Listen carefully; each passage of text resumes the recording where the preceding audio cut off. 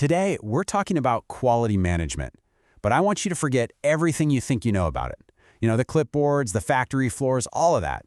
We're going to explore how it's become a secret weapon for modern businesses, driving strategy right from the top. So, let me ask you this. What if quality wasn't about inspectors finding defects at the end of the line? What if instead, it was about using data and tech to see problems coming and stopping them before they even happen? That's the huge strategic shift we're looking at today. And look, this isn't just some abstract theory. The stakes here are massive. Companies that really master modern quality management see these incredible gains. We're talking a 20 to 30% jump in both efficiency and customer loyalty. That's not a small bump. That's a game changer that hits the bottom line hard. So here's our game plan. We'll kick things off with how quality evolved into this major strategic player. Then, we'll break down the 7 core principles that are its foundation. After that, we'll get into the tools of the trade, the big frameworks for putting it all into action, and finally, we'll peek into the future with something called Quality 4.0. All right, let's dive right into our first section, Quality's Strategic Revolution. This is really the story of its epic journey from just catching mistakes to actually driving the entire business forward. Okay, first things first, let's make sure we're all on the same page. What is quality management, officially? Well, at its core, it's the formal system an organization uses to manage everything related to quality. You can almost think of it as the central nervous system for excellence, making sure everything is coordinated to hit a certain standard. Now, quality management didn't just pop up out of nowhere. It's been on a fascinating journey. It started way back in the inspection era, which was basically just about catching mistakes after they were made.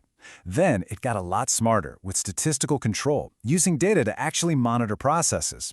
But the real leap was when it became a strategic function, woven into the fabric of the entire business. And that brings us to today, the era of digital transformation, or Quality 4.0, where it's a key driver of innovation. So that's the history. Now let's get into the mechanics. We're looking at the 7 core principles. This is essentially the DNA of any world-class quality system. And they're not just made up. They come from ISO 9001, which is the global gold standard for this stuff. And it really is this simple, but so powerful.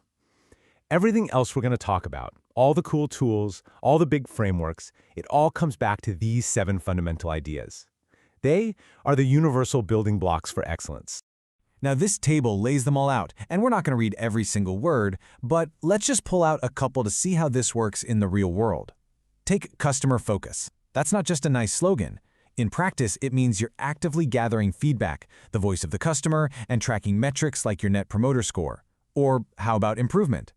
The practical side of that means using systems like PDCA, which stands for Plan, Do, Check, Act, to build a culture of constant, continuous enhancement. See, this is how these big ideas become actual data-driven actions. Okay, so you've got your guiding principles, but how do you actually do the work day in and day out? Well, that brings us to our third section, the arsenal of tools that quality pros use. And let me tell you, this arsenal has gotten a serious upgrade over the years. I absolutely love this comparison because it shows that evolution in action. Over on the left, you've got the classics, your flowcharts, your cause and effect diagrams, and they're great for solving problems that have already happened.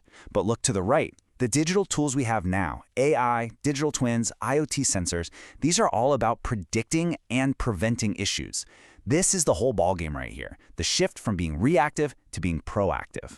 So we have our principles as the why and our tools as the how. But a toolbox full of tools without a blueprint is just a mess. Section 4 is all about how organizations combine these into structured, repeatable systems for success.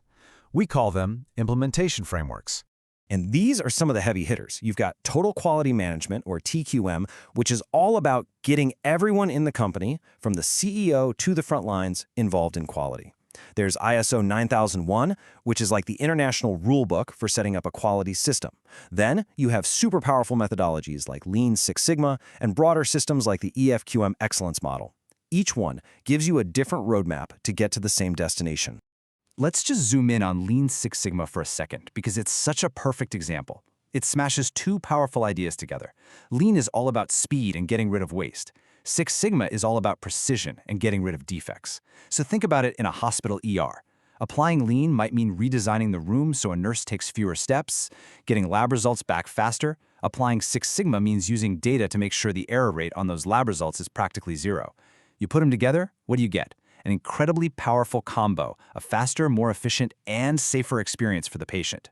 All right, let's bring it all home in our final section and look to the horizon. The future is already here, and in this world, it's called Quality 4.0. This is all about what it takes to navigate the business world of tomorrow. This chart says it all, really. Quality management has broken out of the factory. It's now a critical piece of digital transformation. It's tied directly to sustainability and ESG goals. It's absolutely essential for building supply chains that can withstand shocks. And in the service industry, it's the beating heart of a great customer experience, or CX. Now, of course, this future isn't without its challenges. The benefits are clear and they are huge. You save money, you build an amazing reputation, and you stay compliant. But the challenges in this digital era are very real too. Companies now have to worry about cybersecurity for their quality data, fight sophisticated counterfeit products, and, this is a big one, find people who actually have the right skills for this new landscape. So if this has sparked your interest, you might be asking, how do I actually get into this field? Well, this slide lays out a pretty clear roadmap. It can start with academic degrees, then move into highly respected professional certifications like a Six Sigma Black Belt, and most importantly, it involves getting your hands dirty with practical, real-world improvement projects. And that brings us to our final thought. As we wrap up, I want to leave you with this really powerful question. As AI and automation get baked deeper and deeper into quality management, we have to ask ourselves, is this discipline going to stay centered on human creativity and problem solving, or is it becoming a game run entirely by algorithms? The answer to that is going to define the future of quality for years to come.